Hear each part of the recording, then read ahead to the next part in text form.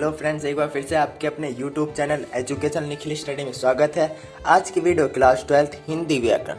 Topic हमारा है छंद। उसमें से मोस्ट इम्पोर्टेंट जो टॉपिक जो हमारा है वो है दोहा। जैसा कि आपको पता ही होगा, हर साल बोर्ड परीक्षा में हमेशा आपको डेफिनेशन देखने को मिलती हैं और ये आपकी टोटल 6 नंबर की होती हैं, लेकिन ये तीन डेफिनेशन में डिवाइड होती हैं। तीनों के आपके 2 प्लस 2 प्लस 2 टोटल होके 6 नंबर मिलते हैं। तो छंद और अलंकार और रस, इन तीनों में से आपकी डेफिनेशन पूछी जाती है, अथवे में पूछी जाती हैं। आपको उसमें से एक डेफिनेशन करनी रहती है।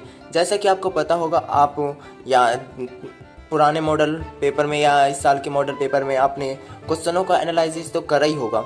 तो मैं बता दूं कि आपको बहुत आसान तरीके से इसमें समझाऊंगा। और आप डेफिनेशन तो लिख देते हैं, लेकिन एग्जाम्पल बहुत लोग भूल जाते हैं, तो उनके लिए एग्जाम्पल मैं बहुत आसान तरीके से समझाऊंगा, तभी वो समझ पाएंगे और लिख भी देंगे। इसीलिए मैं कह रहा हूँ, आप एक रफ निकाल लें या कॉपी निकाल लें जिसमें ये चीज़ लिख सकें और बार बार ना भूलें। और इसी तरीके से वीडियो पाना चाहते हैं तो चैनल अभी सब्सक्राइब कर लें और बेल आइकन को भी दबा लें, जिससे आने वाली वीडियो का नोटिफिकेशन पहुँचता रहे। चलिए वीडियो स्टार्ट करते हैं। ठीक है, दोहा की परिभाषा यह अदृश्यम मात्रिक छंद है। मात्रिक छंद है। ठीक है, आपको इतना लिखना है, यह अदृश्यम मात्रिक छंद है। ठीक है, और इसके आगे लिखेंगे, इसमें 4 चरण होते हैं। ठीक है, उसके आगे लिखेंगे, इसके पहले और तीसरे चरण में, ध्यान से याद करना। ठीक है, इसके पहले और तीसरे चरण में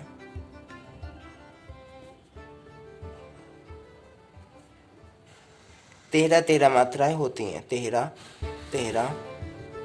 मात्राएं। ठीक है, ध्यान से, पहले और तीसरे चरण में 13 मात्राएं तथा दूसरे और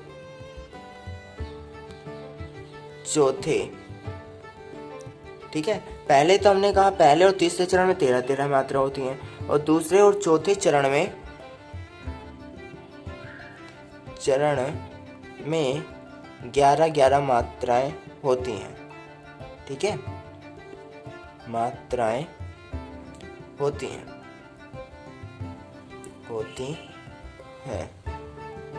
ठीक है, इतना लिख लेना।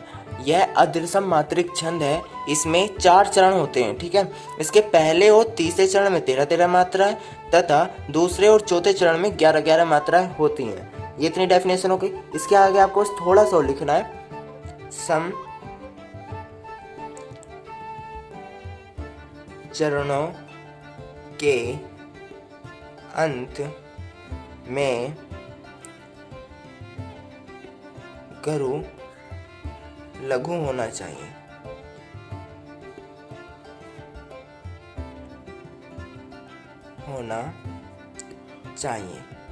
ठीक है, बस आपको इतनी ही डेफिनेशन लिखनी है, बहुत आसान तरीके से। बस आप एक बार ध्यान से देख लेंगे तो आप भूलेंगे नहीं। बस एक बार रिवाइज कर लें। यह अदृश्यम मात्रिक छंद है। मेरे साथ आप रिपीट कर सकते हैं। इसमें 4 चरण होते हैं। इसके पहले और तीसरे चरण में 13 मात्रा होती हैं तथा दूसरे और चौथे चरण में 11 मात्राएं होती हैं। और सम चरणों के अंत में, सम मतलब कि दूसरा और चौथे चरणों के अंत में गरु लघु होना चाहिए। ठीक है, वीडियो अच्छी लगे तो लाइक कर दो, क्योंकि आपके लाइक करने से हमारा मोटिवेशन बढ़ता है और हम इसी तरीके से आपके लिए वीडियो इंपॉर्टेंट क्वेश्चनों की वीडियो लाते रहेंगे। ठीक है, इसका आपको अब मैं उदाहरण बताऊंगा बहुत आसान तरीके से, जो आप लाइफ टाइम तक नहीं भूलेंगे। उदाहरण, ठीक है, ये है हमारा उदाहरण लिखेंगे। अब इसका बहुत आसान तरीके से बताऊंगा, बस एक बार आप ढंग से पढ़ लें। ठीक है, मेरी भव बाधा हरो, राधा नगरी सोए। राधा नगरी सोई। ठीक है, आपकी ये पहली और दूसरी लाइन तो ये हो गई, मेरी पब बाधा हरो राधा नगरी सोई। ठीक है, अब इसके नीचे फिर लिखना, ये भी एग्जाम्पल हुआ नहीं है। जा तन की झाई परे श्यामु हरित दुति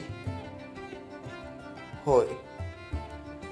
ठीक है, ये एग्जाम्पल आपका इतना है, मेरी भव बाधा हरो राधा नगरी सोय। ठीक है, जा तन की झाई परे, ये आदस्य है, श्यामु हरित, ये दै दुति होय, ये लिखा है होय। ठीक है, समझ लेना होय।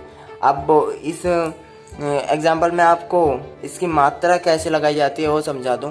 वैसे कि आप बोर्ड परीक्षा में अगर मात्रा नहीं लिखते हैं तो आपके नंबर नहीं कटेंगे, लेकिन अगर आप समझना चाहते हैं तो मैं आपको मात्रा समझा दूं बहुत आसान तरीके से।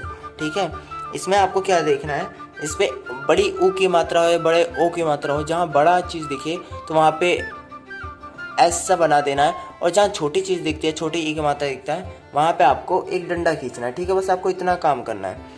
तो मैं आ रहा है तो मैं पे क्या चढ़ जाएगी, एस एस। ठीक है, एस एस। और यहाँ पे देखो ये बड़ा अक्षर नहीं है, छोटे छोटे हैं, भय वह, तो आपको बड़ी चीज़ जैसे आ, बड़ी ई और बड़ा ऊ, तो बड़ी बड़ी चीज़ पे है उन पे लगाना है। ठीक है, और बाकी पे डंडा खींचना है। देखो इसके साथ डंडा आ रहा है बाधा, तो इस पे क्या चढ़ जाएगा, डबल एस। और यहाँ पे ये है के साथ कुछ नहीं है तो एक डंडा, और रह के साथ ओ की मात्रा है डबल ओ, तो एस।